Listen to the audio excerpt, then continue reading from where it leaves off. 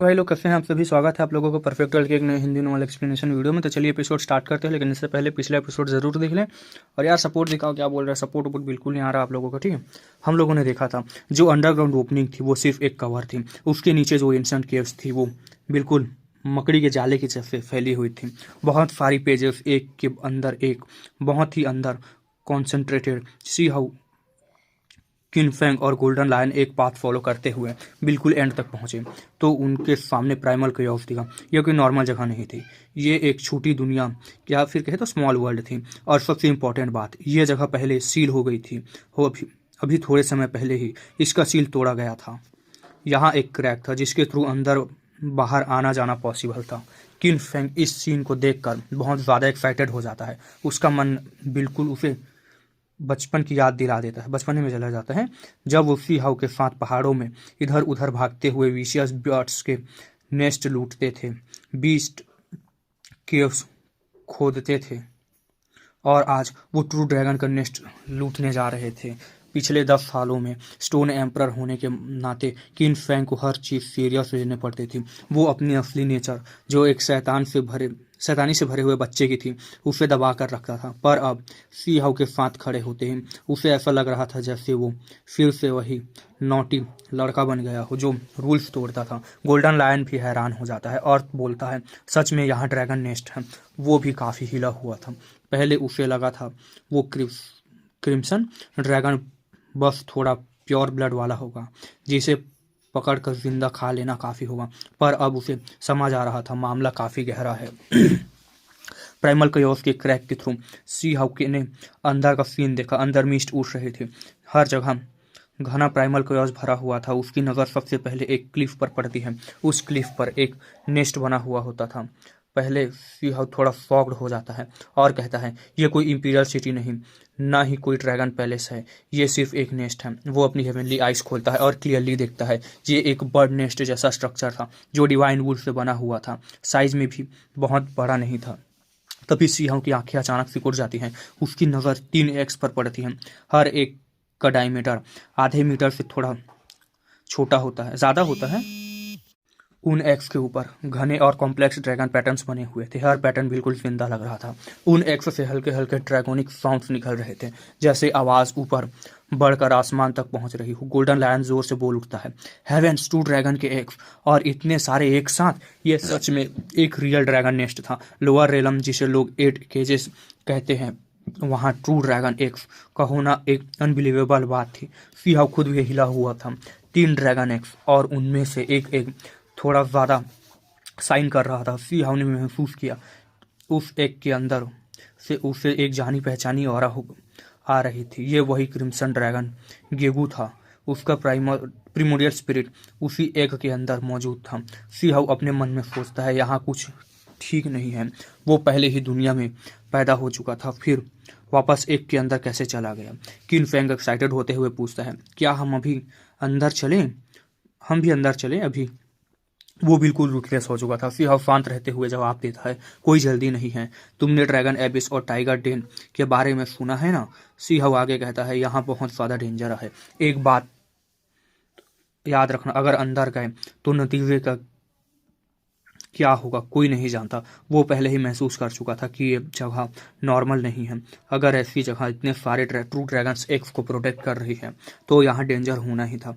किनफेंग और golden lion दोनों ही बेचैन थे, पर सिंह फैसला लेता है और कहता है, पहले वापस चलते हैं, कल सुबह जल्दी आएंगे। इस जगह में घुसने के लिए बहुत मेहनत करनी पड़ेगी। स्टोन विलेज में यंग और ओल्ड सब लोग इकट्ठा होते हैं। अगर ये लोग यहाँ दिन रात गायब रहते तो सब टेंशन में आ जाते। सिंह ने वापस जाते वक्त एक फॉर्मेशन सेट कर दी और माउंटेन रेंज के बाहर पूरा एरिया फील कर दिया। वो गोल्डन लायन पर बैठ गया। लायन की बॉडी के अराउंड लाइटनिंग घूम रही थी, एक जंप में हजारों किलोमीटर दूर पार हो रही थी। जब वो स्टोन कंट्री के इंपीरियल पैलेस पहुंचे, किन फेंग ने थोड़ी सी प्रिपरेशन की और तुरंत सिंह के साथ स्टोन विलेज चला गया। जैसे ही दोनों वापस आए, बच्चे चिल्लाते हुए आने लगे, अय्या अय्या। अय्या ये मतलब चिल्ला रहे थे, ठीक है। अंकल किन फेंग और लिटिल स्टोन आ गए हैं, अंकल लिटिल स्टोन आ गए हैं। ये रात सोने वाली नहीं थी। पूरा स्टोन विलेज हंसी शोर और खुशी से भर गया था। हर तरफ डिलीशियस फाइन वाइन के सील खुल रहे थे, खुशबू हवा में फैल रही थी। सी हाउ जो अभी चीज़ें हायर रेलम से लाया था वो सब डिस्ट्रीब्यूट करता जा रहा था। तभी कुछ बच्चे बोल पड़ते हैं, अंकल लिटिल स्टोन, आप हर एक को सिर्फ एक सनफ्लावर सीड दे रहे हो। वेपन, बोन्स, बुक, ये सब तो उसने ढेर सारा दिया, पर स्नैक्स के नाम पर वो बहुत केयरफुल था। एक एल्डर हंसते हुए बोलता है, तुम लोग नहीं जानते, ये डिवाइन फोर्स सीड है। ये ही सीड तुम्हें रात भर सोने नहीं देगी। सी हाउ समझाता है, ये डेमोनिक सनफ्लावर गार्डन के सीड्स हैं। इनकी कल्टीवेशन तुमसे कई गुना ज़्यादा है। फिर वो सीरियस हो जाता है और कहता है, इन्हें पहले अच्छी तरह रोस्ट करना ज़रूरी है। अगर ज़मीन में गिर गया तो डेमोनिक सनफ्लावर उग सकते हैं। सी हाउ खुद सब सीड्स को रिफाइन करके रोस्ट कर रहा था।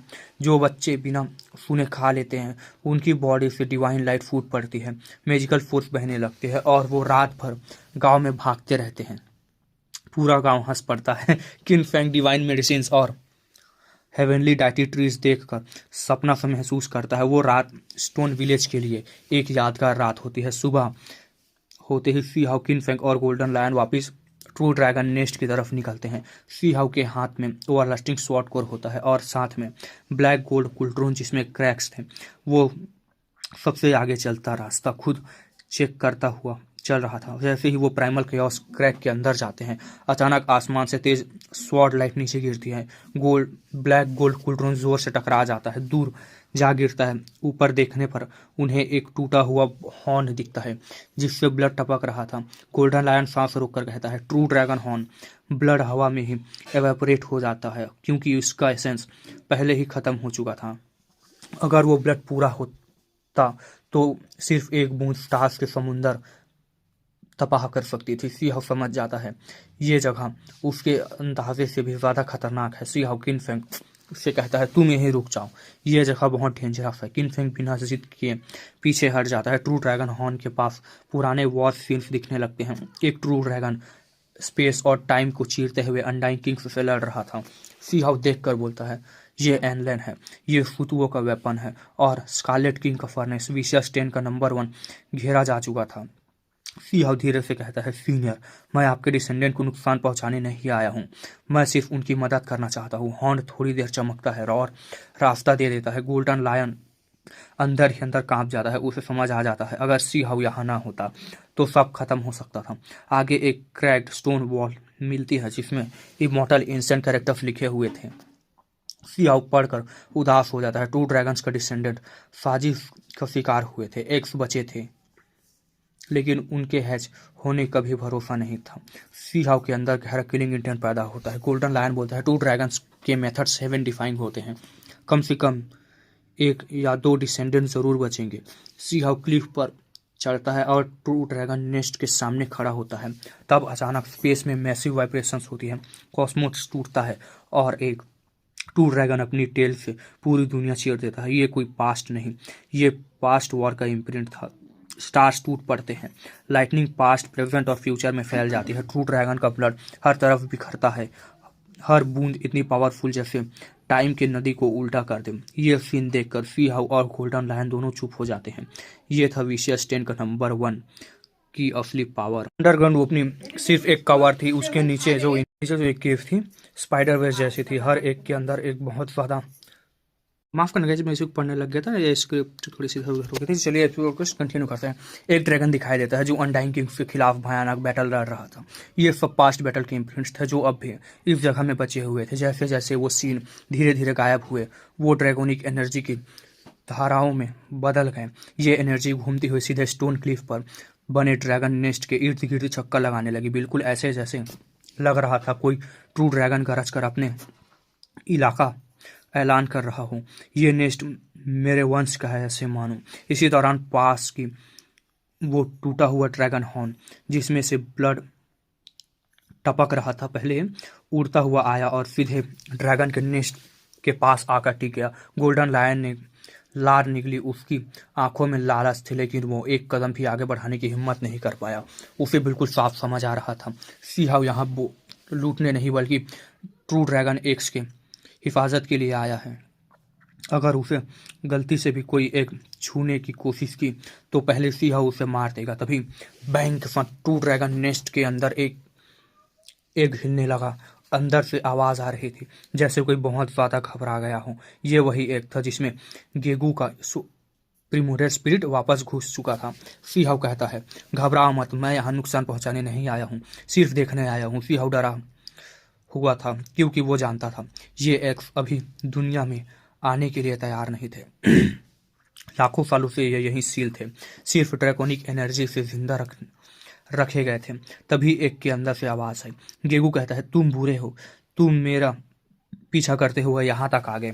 सी हाउ कहता है, मैंने सब कुछ पहले ही बता दिया था, अगर मुझे कुछ गलत करना होता तो मैं पहले ही कर चुका होता। गेगू कहता है, मुझे तुम पर भरोसा नहीं। एग नेस्ट के अंदर इधर उधर घूमने लगता है जैसे बाहर निकलना चाहता हो। तब गोल्डन लायन मौका देखकर एक्टिंग करने लगता है। गोल्डन लायन कहता है, अगर तू ज्यादा बोले ना तो मैं तुझे एक ही बार में निगल जाऊंगा। गेगू कहता है, बेवकूफ शेर, जब मैं बाहर आऊंगा ना तो 100 शेर एक साथ खा जाऊंगा। गोल्डन लायन जोर जोर से चिल्लाता है, बस मैं इसे खा ही लूंगा। पर उसी पल सी हाउ एक थप्पड़ में गोल्डन लायन को दूर उड़ा देता है। उसी वक्त पूरी जगह ड्रैगोनिक एनर्जी से भर जाती है और वो टूटा हुआ ड्रैगन हॉर्न भी एक हवा में ऊपर नीचे होने लगता है। गोल्डन लायन तुरंत पीछे हट जाता है, उसे समझ आ गया था ये हॉर्न भले ही टूटा हो लेकिन इसके भी अभी भी ये उसे मार सकता था। सी हाउ नीचे देखता है, जमीन पर कई तरह के जड़ी बूटियां उग रही थी, लाल बिरंगी हरी, और हर एक पर ड्रैगन स्केल जैसे पैटर्न है। सी हाउ कहता है, ड्रैगन स्केल हर्ब्स, ये ऐसी जड़ी बूटी थी जो सिर्फ ड्रैगन नेस्ट के पास उगती थी और बहुत ही कीमती होती थी। गोल्डन लायन हैरान हो जाता है, यहाँ कम से कम 50 ड्रैगन स्केल हर्ब्स थी, इनमें से एक भी अगर 9 हेवंस में चली जाए तो अनमोल हो जाए। तभी एक बहुत कमजोर सी आवाज आती है। ट्रू ड्रैगन का इम्प्रिंट कहता है, प्लीज मेरे बच्चों को बचा लेना, उनका ख्याल रखना। इसी वक्त बैंग के साथ वो ड्रैगन हॉर्न पूरी तरह से 2 टुकड़ों में टूट जाता है। गोल्डन लायन का चेहरा उदास और डरा हुआ होता है। सी हाउ समझ जाता है ये ट्रू ड्रैगन की अंतिम इच्छा थी। तब प्राइमल कयोस के बीच एक स्टोन वॉल अपीयर होती है जिसमें इमोर्टल एंशिएंट लैंग्वेज में लिखा होता है। सी हाउ पढ़ते ही गहरी सांस लेता है। ये ट्रू ड्रैगन सी हाउ को अपना अपना मान चुके थे। तब अचानक एक उजला सफेद बोन बाहर आता है, बिल्कुल शीशे की तरह चमक रहा था। गोल्डन लायन कहता है, ड्रैगन बोन मिरर। इस मिरर ने सी हाउ और गोल्डन लायन दोनों को पूरी तरह स्कैन किया, उनकी यादें, उनकी नियत, उनका पास्ट। फिर एक सेटिस्फाइंग सिर्फ आई। ट्रू ड्रैगन ने सी हाउ को पूरी तरह मान लिया। स्टोन वॉल पर लिखा सच सामने आता है। 3 एक्स में से 2 डेड हो चुके हैं, सिर्फ एक ही जिंदा रह सकता था। गेगू स्पिरिट बाहर इसलिए निकला क्योंकि उसने एक जहरीली पाइथन की बॉडी यूज करके जिंदा रहना सीखा। सी हाउ हैरान रह जाता है, ये ड्रैगन पैदा भी नहीं हुआ फिर भी इतना आगे बढ़ गया। स्टोन वॉल बताती है, ट्रू ड्रैगन हॉर्न को तोड़कर एग पर छिड़कना होगा। गोल्डन ड्रैगन स्केल हर्ब्स और अन्य डिवाइन मेडिसिन चाहिए। 9 रेवोल्यूशन यांग हब सबसे मुश्किल है। सी हाउ सर पकड़ लेता है, ये चीज पाना आसान नहीं था। आखिरकार सी हाउ कहता है, गेगू, तुम्हारे माँ बाप ने तुम्हें मुझे सौंप दिया है, मैं तुम्हें बाहर ले जाऊंगा। गेगू कहता है, झूठा, तुम बुरे हो। तब ड्रैगन हॉर्न की आंखें रेड, आखिरी लाइट ड्रैगन नेस्ट के एक पर चली जाती है। गेगू चुप हो जाता है और रो पड़ता है। ये उसका माँ बाप की फाइनल मैसेज होता है। तब सी हाउ समझाता है, यह जगह अब गिरने वाली है। वो पूरा ड्रैगन नेस्ट उठाता है। तीनों एक्स के साथ स्टोन विलेज पहुंचते ही सब लोग हैरान रह जाते हैं।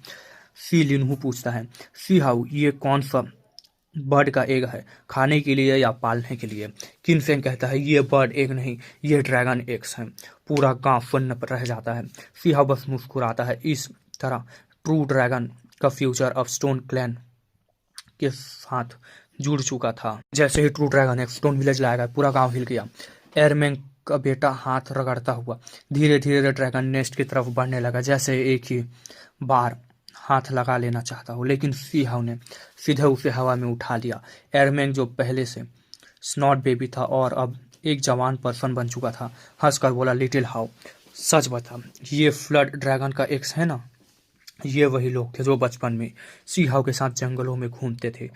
दाजुआंग ने थोड़े छोटे लेकिन उतने ही शरारती थे, मतलब दाजुआंग से थोड़े छोटे थे लेकिन उतने ही शरारती थे।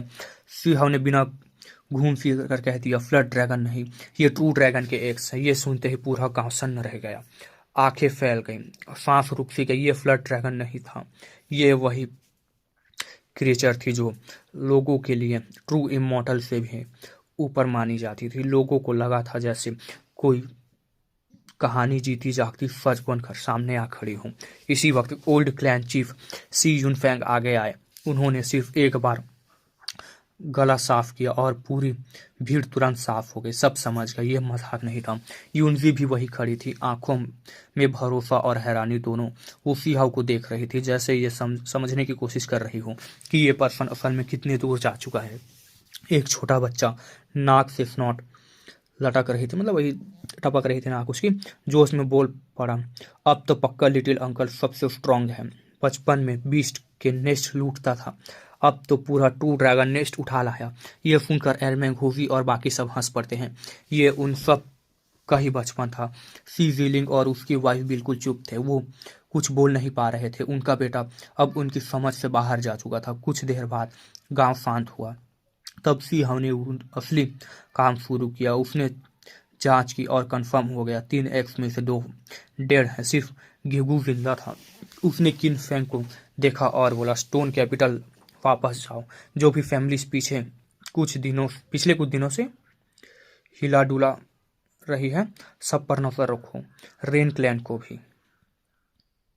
मतलब यार, मतलब एनिमीज पे नजर रखो, ऐसा था, ठीक है। गोल्डन लायन को उसने किन फेंग के साथ भेज दिया और खुद पूरी तरह ड्रैगन एक पर ध्यान देने लगा। कुछ देर बाद यूनवी धीरे से कहती है, तुम अपनी हालत की फिक्र नहीं कर रहे और ट्रू ड्रैगन एक इंक्यूबेट कर रहे हो? उसकी बात में चिंता थी। इमॉर्टल ब्रेकिंग कर्स उसके दिमाग में से जा ही नहीं रहा था। ड्रैगन एक्स खाने से कर्स टूट सकता है क्या? उसने पूछा। सी हाउ बिना ऊपर देखे बोल दिया, नहीं, पर अगर तुम इतनी चिंतित हो तो एक छोटा मोटा बच्चा पैदा कर दो, बाद में वो मेरी जगह बदला लेगा। यूनवी का चेहरा लाल हो गया। उसने पास से एक बच्चा उठाया, सी हाउ के गले में डाल दिया और गुस्से में चली गई। 2 दिन बाद सी हाउ ने ड्रैगन हॉर्न का काम शुरू किया। जैसे ही उसने उसे घिसना चाहा, हॉर्न पाउडर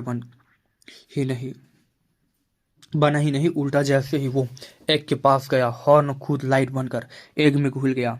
दाव बोन भी ऐसे ही एब्जॉर्ब हो गया और पूरा एक चमक उठा। ठीक है, सी हाउ को समझ आ गया था ये एक अपनी कमी को ट्रू ड्रैगन एसेंस से खुद भर रहा है, मतलब जो कम था उसको। ठीक है, उसने 30 से ज्यादा ड्रैगन स्केल्स हब्स भी यूज कर दी। अब सिर्फ एक चीज कम थी, 9 रेवोल्यूशन यांग हब। और तब एक बच्चा भागते हुआ आया, लिटिल अंकल, वो 5 कलर्ड स्पैरो फिर मुझे परेशान कर रही है। सी हाउ के दिमाग हिल गया। 5 कलर्ड स्पैरो अभी भी जिंदा? उसने बच्चों के हाथ का सूखा हुआ प्लांट देखा और उसकी आंखों में चमक उठी। यही तो 9 रेवोल्यूशन यांग हब है। उसने बिना देर किए इसे भी एग में रिफाइन कर दिया। गेगू ने धीरे से बोला, ये परफेक्ट नहीं है पर काफी है ना? तब सब कुछ रेडी था। सी हाउ ने गोल्डन लायन को बुलवाया और उसे एक नेस्ट में भेज दिया। लायन को लगा कोई फिनिक्स होगा, लेकिन जब उसे एक बर्ड नेस्ट में घुसना पड़ा तो उसका दिमाग घूम गया। फिर कुछ दिन बाद बैंक साथ ड्रैगन एक्ट फट पड़ा। मल्टी कलर्ड लाइट फैल गई, प्राइमल कयास फैला। एक क्रिम्सन ट्रू ड्रैगन जन्म लेता है, पूरी दुनिया को हिलाता हुआ। स्टोन विलेज पर ड्रैगोनिक एनर्जी बरसी, जमीन सुधर गई, लोगों की शरीर मजबूत होगा। ये एक शुभ संकेत थी। सी हाउ ने गहरी सांस ली। सब कुछ बेकार नहीं गया। तब उसकी नजर पेड़ पर गई जहां गोल्डन लायन सो रहा था। जैसे ही वो उठा, उसने चीख मार दी। उसके नाक पर 5 कलर्ड बर्ड का सूखा हुआ पूप लगा हुआ था। सी हाउ वो हंस पड़ा। गोल्डन लायन गुस्से से चिल्ला उठा, इस बर्ड को मैं खा जाऊंगा और कहानी यहीं ख़त्म होती है, पर असली तूफान अभी शुरू होना बाकी है। गोल्डन लायन के पूरे शरीर के बाल एकदम खड़े हो गए थे। ऐसा लग रहा था जैसे उसके गोल्डन फर सुइयों की तरह बन गए हों या तन गए हों। इस वक्त वो बिल्कुल एक गोल्ड पर स्यू पॉइंट जैसा दिख रहा था। उसके नाक से आग निकल रही थी, मुंह से भी भड़कती हुई फ्लेम्स बाहर आ रही थी। उसके कान से धुआं निकल रहा था और सर के ऊपर से भी हल्की सी स्मोक उठ रही थी। यह गुस्सा नॉर्मल नहीं था, ये वो गुस्सा था जो सीधे सीने के अंदर से फूटता था या फिर फूटा है। गोल्डन लायन इतना भड़क चुका था कि उसके 7 एक्यूपंक्चर पॉइंट्स जल रहे थे। सच ये था कि उसने अपनी ज़िंदगी में इतना बड़ा अपमान महसूस कभी नहीं किया था। ये कोई नॉर्मल बात नहीं थी, या ये कोई नॉर्मल बीस्ट नहीं था। फियरलेस लायन क्लैन का वॉरियर था, जो क्लैन जो एक टाइम पर दुनिया के नीचे आसमान तक को कपा देता था। इसी जाति के लोगों ने कभी इमॉर्टल मॉन्क की जैसे एग्जिस्टेंस को चैलेंज किया था, और आज आज उसके सर पर एक 5 रंग का चिड़िया का पूर लगा हुआ था। यह बात उसके लिए भी सबसे बड़ी सोची ना जा सकने वाली थी। कभी नहीं सोच सकता था वो। गोल्डन लायन गुस्से में पैर पटकता हुआ बोलता है, आई एम टू एंग्री। वो जोर से गरजना चाहता था, लेकिन उसने तो खुद को रोका, क्योंकि उसने देखा सिंह उसे घूर कर देख रहा था। अगर वो यही रोर करता तो पूरा ग्रेट वाइल्डरनेस हिल सकता था। गोल्डन लायन दहाड़ते हुए बोला, मैं और बर्दाश्त नहीं कर सकता। उसने अपनी नाक पर लगा हुआ पूप जोर से झटक कर फेंका और एक ही छलांग में आसमान चीर कर आउटर स्पेस की तरफ भाग गया। स्टोन विलेज में वो अपना गुस्सा निकाल नहीं सकता था, इसलिए वो अनहैबिटेड दुनिया में चला गया, और जहाँ वो जितना चाहे चिल्ला सके। कुछ देर बाद स्टोन विलेज के लोग ऊपर आसमान की तरफ देख कर बोले, ये बिजली की आवाज़ कैसी है? कुछ लोग समझ नहीं पा रहे थे। तब एक पर्सन बोला, लगता है लिटिल हाउ का लायन रो रहा है। वो लायन तो काफ़ी स्ट्रांग है, पर फिर इतना गुस्सा क्यों है? तब कुछ बच्चे धीरे से बोले, उसके नाक पर 5 कलर स्पैरो का पूप चिपक गया था। यह सुनकर एडल्ट्स के चेहरे अजीब हो गए। 5 कलर स्पैरो के साथ उनका रिलेशन हमेशा से ही कॉम्प्लेक्स रहा था। पहले वो उसे एक नॉर्मल पहाड़ी चिड़िया समझ रहे थे, लेकिन जैसे जैसे टाइम बीता वैसे वैसे उसके लिए रिस्पेक्ट बढ़ता गया। विलो डाइटी गांव के एक छोर पर थी और स्पैरो दूसरे छोर पर। ये सिमेट्री लोगों को और भी सोचने पर मजबूर करती थी। काफ़ी देर बाद गोल्डन लायन वापस आया। उसके चेहरे पर अभी भी तना हुआ था, गुस्सा अभी भी पूरी तरह शांत नहीं हुआ था। तब एक बच्चे जो ओवरऑल्स पहने हुआ था अच्छे मन से बोला, लायन अंकल वापस आ गए? सिर्फ थोड़ा सा बर्ड पूप ही तो था, साफ कर दिया ना, बस हो गया। यह सुनते ही गोल्डन लायन का चेहरा कांप गया। उसने अपने स्नो वाइट फैंक्स दिखा दिए। उसकी आंखों से ऐसा लग रहा था जैसे वो उस बच्चे को जिंदा निकल जाएगा। बच्चा घबरा गया और बोला, मैंने थोड़ी लगाया था, वो चिड़िया ने किया था। गोल्डन लायन दहाड़ कर बोला, तुम चुप रहो। उसका गुस्सा फिर से भड़क गया। तब एक और नोस बच्चा बोला, मतलब जिसकी नाक बह रही थी, वो बोला, ठीक है गोल्डन फर लायन वो तुम्हें दिलासा दे रहा है। इतना एटीट्यूड को? गोल्डन लायन पलटकर सिंह को देखता है, दांत पीसते हुए बोलता है, क्या तुम मुझे लोगों को काटने की परमिशन दे सकते हो? सिंह सिर्फ 2 शब्द बोलता है, नहीं। एक बच्चा हाथ बांध कर बोला, अंकल हॉनेस्टली बोलूँ तो ये माउंट थोड़ा वीक हार्टेड लगता है, सिर्फ बर्ड पूप ही तो है। गोल्डन लायन चीख पड़ा, मुझे वापस डेसोलेट बॉर्डर के उस पार भेज दो, मैं यहाँ नहीं रह सकता। सिंह ने बिना एक्सप्रेशन बदले उसे एक साइड किक कर दिया। कुछ लोग हंस कर बोले, ये लायन तो उस बड़ी टर्टल से भी बेकार निकला। देखो वो कितनी शांति से हेवनली राइट ट्री के नीचे सो रही है। गोल्डन लायन का दिमाग घूम गया। सिर्फ यूनिजी चुपचाप मुस्कुरा रहे थे। उससे पता था ये लायन असल में कितना खतरनाक है, बस यहाँ उसे कोई सीरियसली नहीं ले रहा था। इसी बीच सी हाउ का ध्यान पूरी तरह लिटिल ट्रू ड्रैगन पर था। वो आसमान से नीचे उतरा। रंग बिरंगी लाइट के साथ ड्रैगोनिक एनर्जी पूरे गांव में फैल गई। विलेजर्स दौड़ कर आए, डेसोलेट बॉर्डर के बच्चे भी आ गए। ये सच था, ट्रू ड्रैगन पैदा हो चुका था। क्रिम्सन ड्रैगन की बॉडी सादा बॉडी नहीं थी, लगभग 1 मीटर से छोटा, लेकिन उसकी प्रेजेंस भी काफ़ी थी। उसका शरीर लाल था, जैसे अंधेरी रात में जलता हुआ अंगारा। उसके हॉर्न ब्लड डायमंड जैसे चमक रहे थे। गेगूर ने नीचे उतर कर सी हाउ के सामने सर झुकाया और बोला थैंक यू। सिंह मुस्कुराया और बोला कोई फॉर्मेलिटीज़ की नहीं ज़रूरत नहीं है, मुझे अपना मास्टर समझ लो। गेगू का चेहरा तुरंत बिगड़ गया। सिंह ने उसका शरीर चेक किया, बॉडी परफेक्ट थी, सोल स्ट्रांग था और कोई डिफेक्ट नहीं था। सिंह खुश था, एक कंप्लीट ड्रैगन खड़ा था उसके सामने। फिर सिंह ने कैजुअली पूछा तुम्हारी इनहेरिटेंस प्रीशियस टेक्निक का क्या स्टेटस है।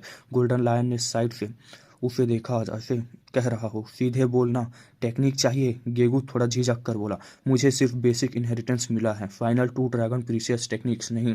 ये सुनकर सिंह का चेहरा बदल गया। बॉडी परफेक्ट थी लेकिन ब्लड इम्प्रिंट इनकम्प्लीट था। 2 ड्रैगन का सबसे पावरफुल सीक्रेट टेक्निक मिसिंग थी। गोल्डन लायन भी टेंशन में आ गया। तब गेगू बोला वॉइड गॉड रियलम वहीं पर एक्सचेंज के जरिए 2 ड्रैगन टेक्निक मिल सकती है। सिंह का दिमाग तुरंत चल पड़ा। वो पहले ही वॉइड गॉड रियलम जाने का सोच रहा था, अब लग रहा था उसका वॉइस चॉइस तय हो चुका है। सिंह ड्रैगन को देखा और सोचा मैं एक लाया, मैंने बचाया और अब मुझे ही टेक्निक के लिए भागना पड़ेगा। फिर वो खुद से बोला शायद एज के साथ तुम्हारा इनहेरिटेंस खुद ही क्लियर हो जाए। लेकिन उसके मन में एक सोच चल रही थी, अगर उसके पास ट्रू ड्रैगन भी हो और वो ट्रू फिनिक्स की टेक्निक ले आए तो ट्रू ड्रैगन और फिनिक्स के साथ ये कॉम्बिनेशन दुनिया को हिला सकता था। और यहीं से अगली कहानी का दरवाज़ा खुलता है। तब हमें दिखाया जा रहा होता है एक ठंडी हवा गुजर जाती है। हेवन प्रोविंस बिल्कुल शांत था, ना कोई आवाज़ ना कोई हलचल। सिंह अकेला आगे बढ़ रहा था। वो डेसोलेट रीजन को छोड़कर हेवन रीजन में एंटर कर रहा था। ये वही जगह थी जहाँ से वो कभी लोअर रेलम्स में आया था। सिंह का टारगेट क्लियर था, उसे उस लाइफ रेस्ट्रिक्टेड रीजन तक पहुंचना था। सिंह अपने मन में सोचता है शायद गेगू का मदद सिर्फ वही कर सकता है। ये रेस्ट्रिक्टेड रीजन का लॉर्ड एक ऐसा एग्जिस्टेंस था जिसने पहले ट्रू इमॉर्टल लेवल डिसाइपल को गाइड किया था और अनेक पावरफुल सीक्रेट टेक्निक पास डाउन की थी। सिंह को पूरा विश्वास था कि उसके पास ट्रू ड्रैगन प्रीसेस टेक्निक का नॉलेज हो सकता है। वैसे भी सिंह ने पहले ही उस लॉर्ड से मिलने का अपॉइंटमेंट किया हुआ था। इसके अलावा सिंह के पास ज़्यादा समय भी नहीं था। वो अपने शरीर के अंदर लगे इमॉर्टल ब्रेकिंग कर्स के बारे में भी पूछना चाहता था। पहले सिंह ज़्यादा चिंता नहीं कर रहा था, क्योंकि जब सब लोग यहाँ तक कि र्यूंड इमॉर्टल भी ये मान चुके थे कि वो क्रिपल हो चुका है, तब सिंह खुद महसूस कर रहा था कि सिचुएशन इतनी सीरियस नहीं है।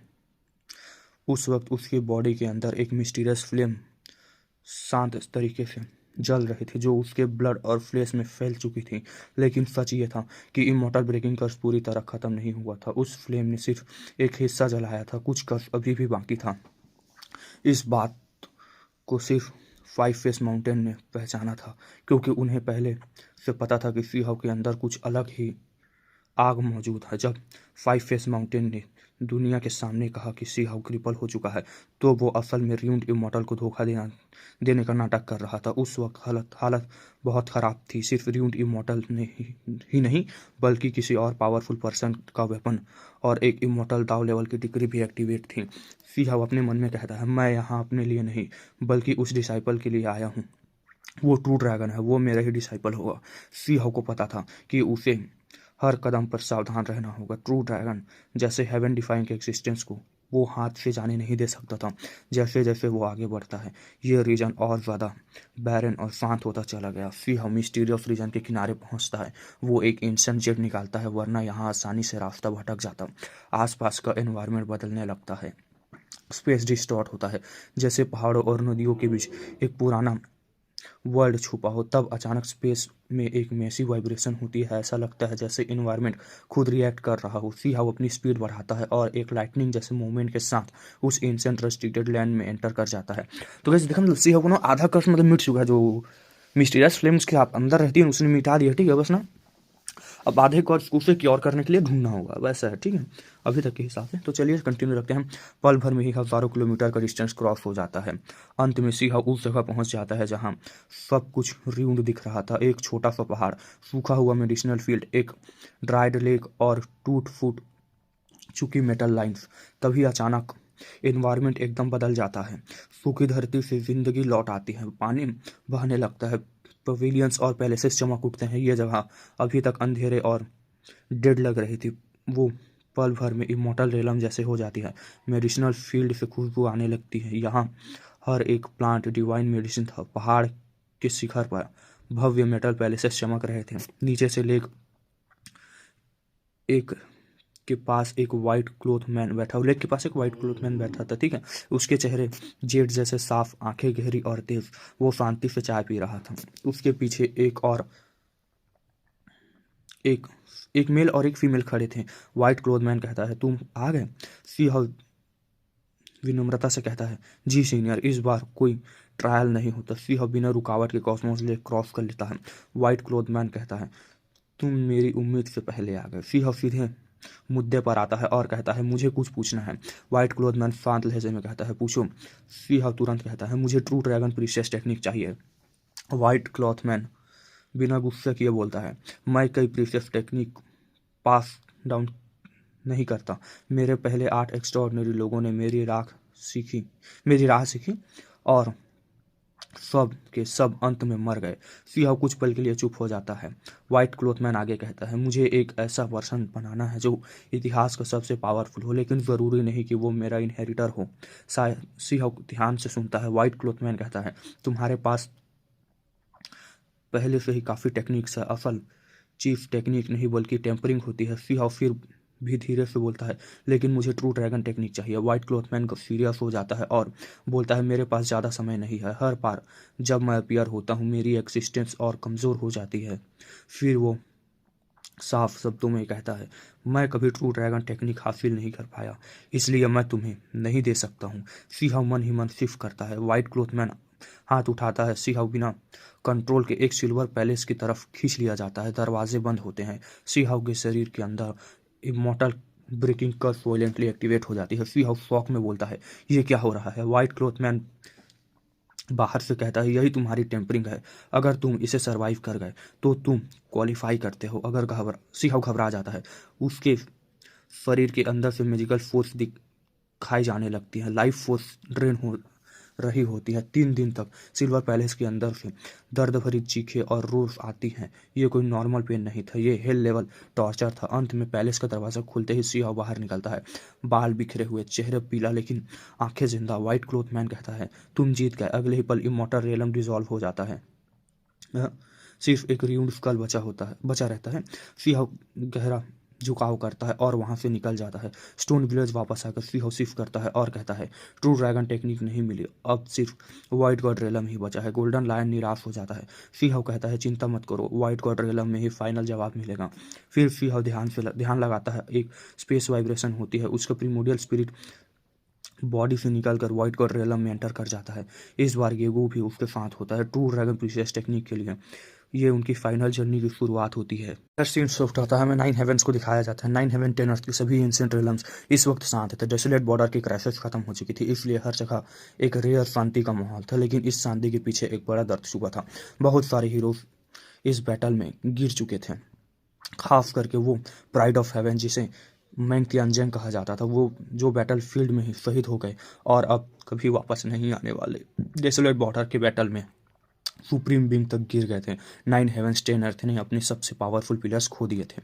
इसके बाद पूरे वर्ल्ड में ने एक ऐसी शांति देखी जो पहले कभी मौजूद ही नहीं थी। सबसे रेयर। अब कोई फॉरेन एनिमी नहीं, कोई ग्रेट बैटल नहीं था। वो दबाव, वो घुटन जो हर पर्सन के मन में छाई रहती थी, अब धीरे धीरे खत्म हो रही थी। इस शांति के साथ ही हर क्लैन, हर इनहेरिटेंस ने एक काम शुरू कर दिया था, एलाइट टैलेंट्स को कल्टीवेट करना। डेसोलेट बॉर्डर के बैटल में बहुत ज़्यादा एक्सपर्ट्स मर चुके थे, खाली जगह को भरना ज़रूरी था। इसलिए सभी क्लैन्स पूरी ताकत लगा रहे थे ताकि नए पावरफुल लोग तैयार हो किए जा सके।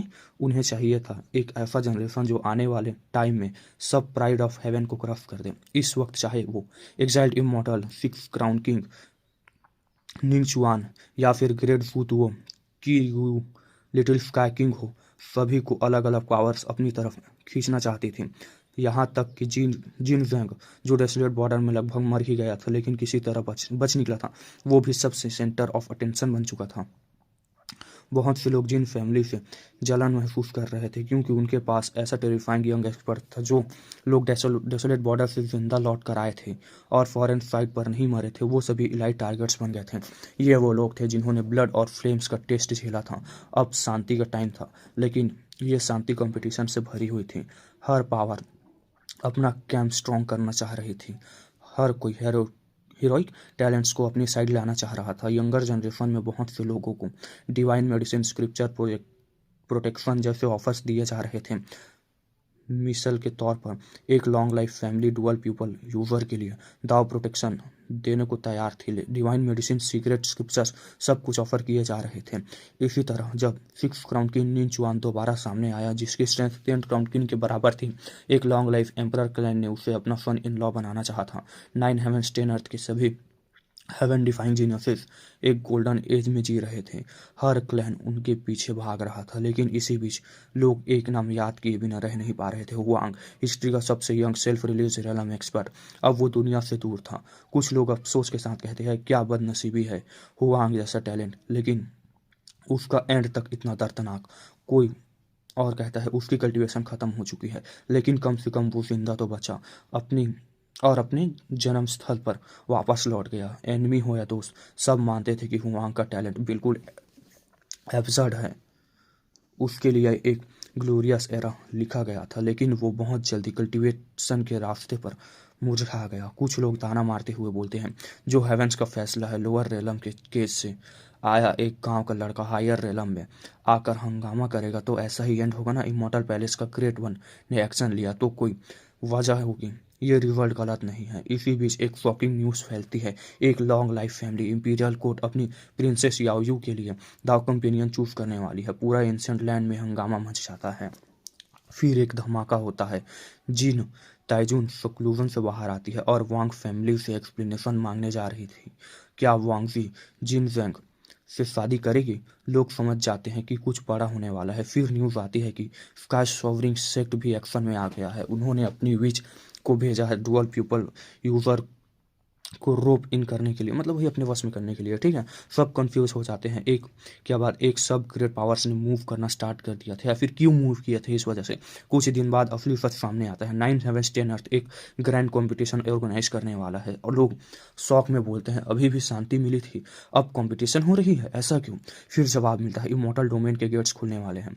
सिर्फ ये एक लाइन पूरे वर्ल्ड को हिला देती है। इमॉर्टल डोमेन, जहाँ ट्रू इमॉर्टल्स रहते हैं। 9 हेवंस 10 अर्थ से भी अनंत गुना बड़ा वर्ल्ड। पास्ट में 9 हेवंस 10 अर्थ के प्रोटेक्टर्स जैसे दुगु क्लैन वहीं से आए थे। अब सब लोग सब कुछ कह रहे थे। उसका मतलब यह था कि सिर्फ लॉन्ग लाइफ फैमिलीज पहले से जानती थी। न्यूज़ फैलती है एक कि इमॉर्टल डोमेन कुछ इलाइट्स को एंट्री देगा और कुछ सुप्रीम इनहेरिटेंस डिसाइपल्स चूज करेंगे। तब सब समझ जाता है ये सिर्फ सब प्रिपरेशन इसी के लिए चल रही है। ये एक गोल्डन अपॉर्चुनिटी थी, लेकिन सबके लिए नहीं। कुछ लोग दर्द के साथ बोलते हैं हुआंग अगर यहाँ होता तो कोई उसके सामने टिक नहीं पाता। उसका ब्लड बहाकर लड़ा और आज जब मौका आया वो शामिल ही नहीं हो सकता था। काव्यू फैंक और हेवनली हॉर्न एंड गुस्से और दर्द में रो पड़ते हैं।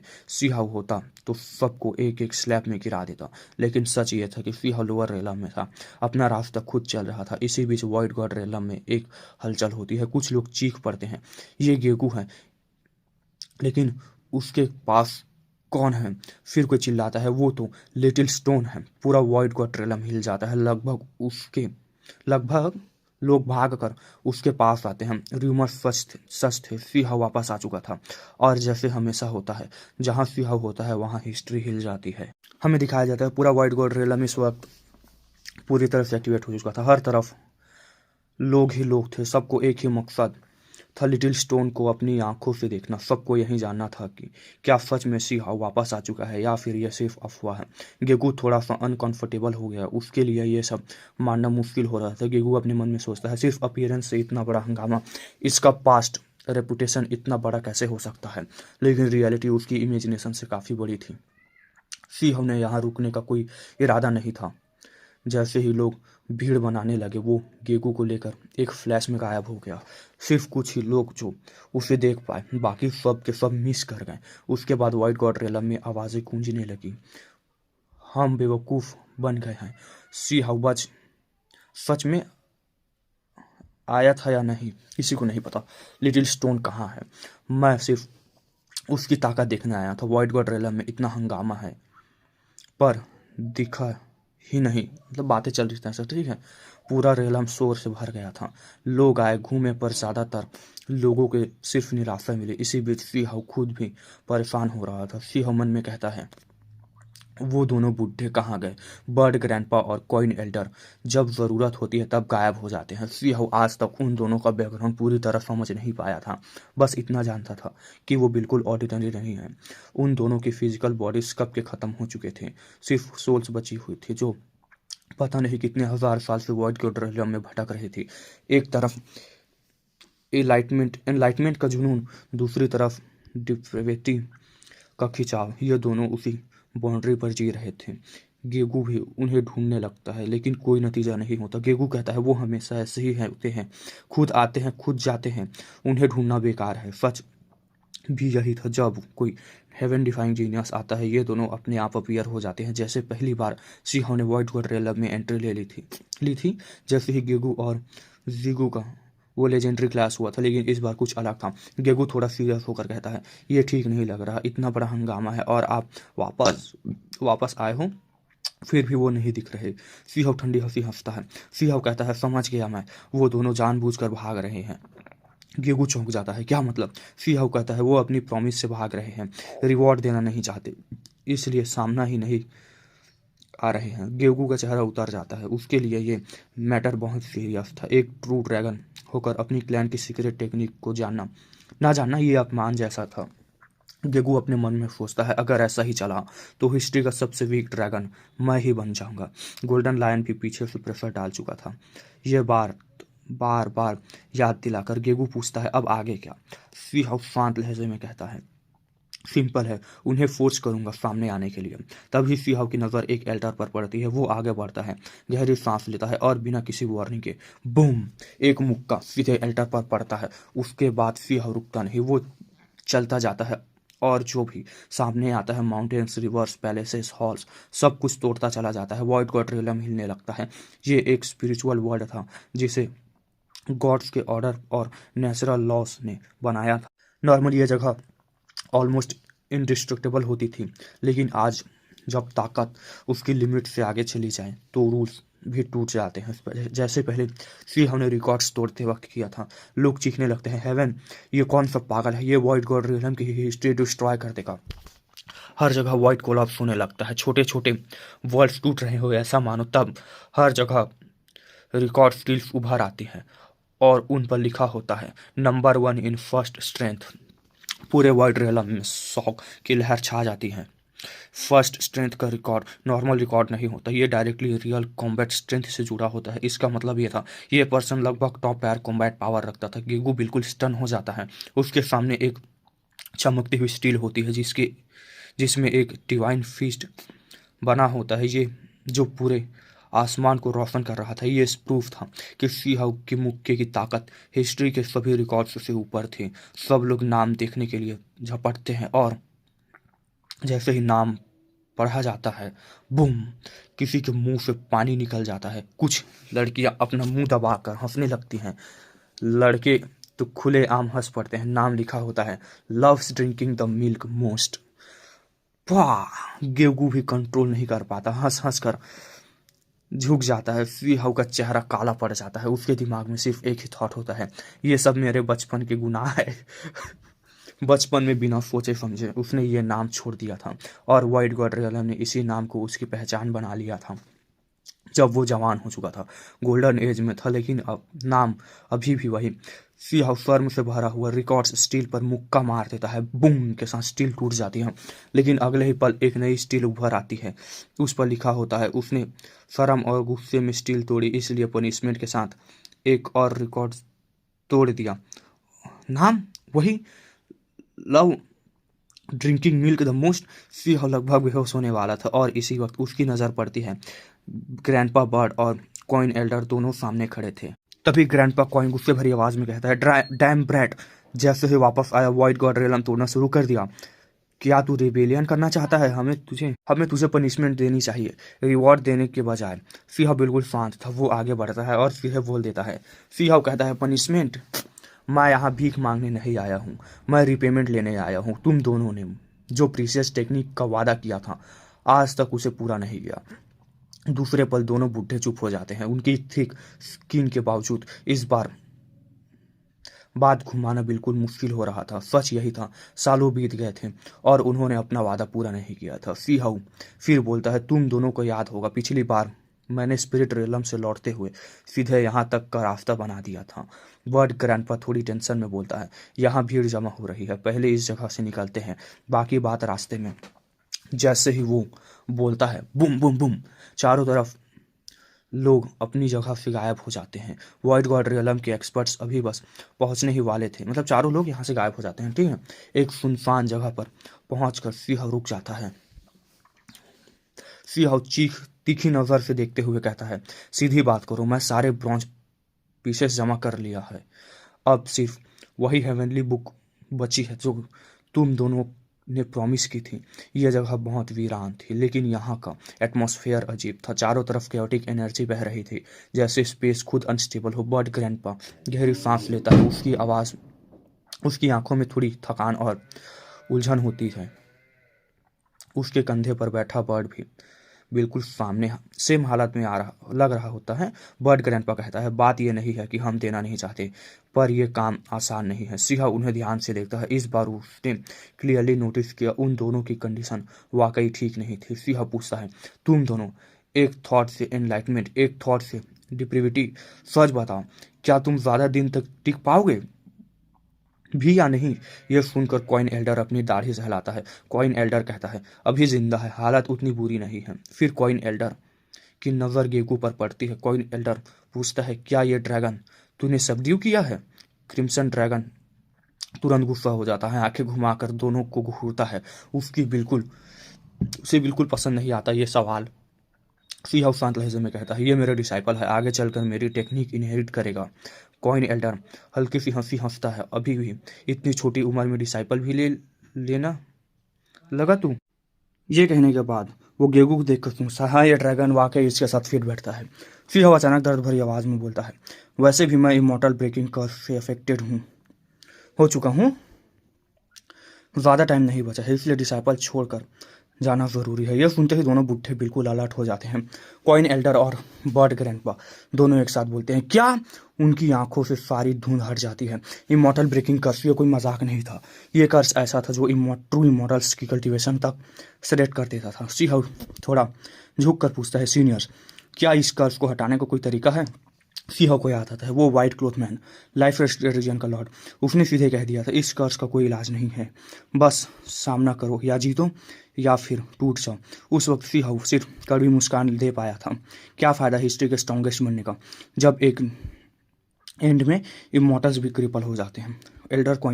कॉइन एल्डर थोड़ी देर चुप रहने के बाद बोलता है, हमने अपने एरा में इमॉर्टल ब्रेकिंग कर्स के बारे में सुना था, पर क्योर का कोई जिक्र नहीं मिला। सिहाव को समझ आ जाता है, इन दोनों की मेमोरीज भी धीरे धीरे मिट रही थी। कॉइन एल्डर भी धीरे से बोलता है, सच ये है हम इंजर्ड हैं और हम कुछ चीज़ों को गार्ड भी कर रहे हैं, इसी वजह से हमारी हालत बिगड़ती जा रही है। सिहाव शॉक में पूछता है, किस चीज़ को गार्ड कर रहे हो? बर्ड ग्रैंडपा सीधी बात करता है, चलो तुम्हारी प्रीशियस टेक्निक दिखाते हैं, पर ये देखना तुम पर डिपेंड करेगा कि तुम इसे ले पाओगे या नहीं। सिहाव को दिल जोर से धड़क उठता है, यह वॉइड गॉड रियलम को सबसे बड़ा राहत हो सकता था। क्रिम्सन ड्रैगन काफ़ी नर्वस हो चुका था। कभी कभी दोनों बुढ़े साउंड ट्रांसमिशन में बात करते जिससे वो सुन नहीं पाता। वो बिल्कुल ऐसा रास्ते पर चल पड़ते हैं जो सीधे आसमान की तरफ जाता है, बादलों के बीच से होते हुए। एक एंशियंट रोड उन्हें प्राइमल केओस की एरिया में ले जाता है। वॉइड में एक नीला पत्थर का रास्ता बना होता है। रास्ते के एंड पर एक जाइंट एंशिएंट पैलेस और उसके पास ही एक प्रिजन होती है। सिहाव का दिल भारी हो जाता है, यह जगह पहले भी कभी दिखाई नहीं दी थी। बर्ड ग्रैंडपा वार्न करते हैं, ज़्यादा पास मत जाना। ब्लैक एंशिएंट मिस्ट पैलेस के अंदर गहरा अंधेरा था, पर सिहाव को स्टोन स्टैचूज दिख रहे थे। स्टैचूज बहुत पुराने थे, क्रैक्ड थे, लेकिन उन पर धूल तक नहीं थी। उन सब पर चेन्स बंधी हुई थी। ये सब स्पिरिचुअल फोर्स और नेचुरल लॉज से बने हुए थे। जैसे ही सिहाव पास जाता है उसे डेंजर फील होता है। ये वो सिहाव था जो वाइट गॉड रियलम के एक्सट्रीम पर खड़ा था। फिर भी उसे ऐसा लग रहा था जैसे कोई एंशिएंट बीस्ट उसे घूर रहा हो। स्टेचूज के आसपास हल्की ब्लैक मिस्ट घूम रही थी। डेमोनिक पावर से भरी हुई सी हाउ हैरान होकर पूछता है, क्या तुम दोनों इन्हीं वजह से डिप्रेविटिक मतलब गिरते जा रहे हो, तबाह होते जा रहे हो, ठीक है। पूछता है बर्ड ग्रैंडपा बस इतना बोलते हैं, सिर्फ ये वजह नहीं है, पहले इसके पीछे एक और जाइंट प्रिजन था। वहाँ कई बिजरे एल्टर्स थे, हर एल्टर पर एक फील्ड वेसल रखा हुआ था जिसमें ब्लड के ट्रेसेस थे। कहीं ब्लड सील के लिए था, कहीं ओवरफ्लो हो रहा था, यह समझना मुश्किल था। डजन्स ऑफ एल्टर्स थे, डजन्स ऑफ वेसल्स थे, सब के सब ब्लैक मिस्ट निकल रही थी बॉडी से, बिल्कुल वही ओमनीशियस फीलिंग जो मेंग तियानजिन के लास्ट मोमेंट में थी। बर्ड ग्रैंडपा धीमी आवाज़ में कहता है, जो प्रीशियस टेक्निक तुम चाहते हो वो यही सप्रेस की जा रही है, पर मुझे डर है तुम उसे लेने के लायक नहीं हो। सी हाउ देखता है 2 बोन बुक्स, एक ब्लैक पैलेस और एक प्रिजन के अंदर, और यहीं से वॉइड गॉड रेलम का सबसे बड़ा राज पूरी तरह खुलने वाला था। तो इस एपिसोड को यहीं तक रखते हैं, मिलते हैं नए एपिसोड के साथ, तब तक के लिए bye bye, see you in next episode.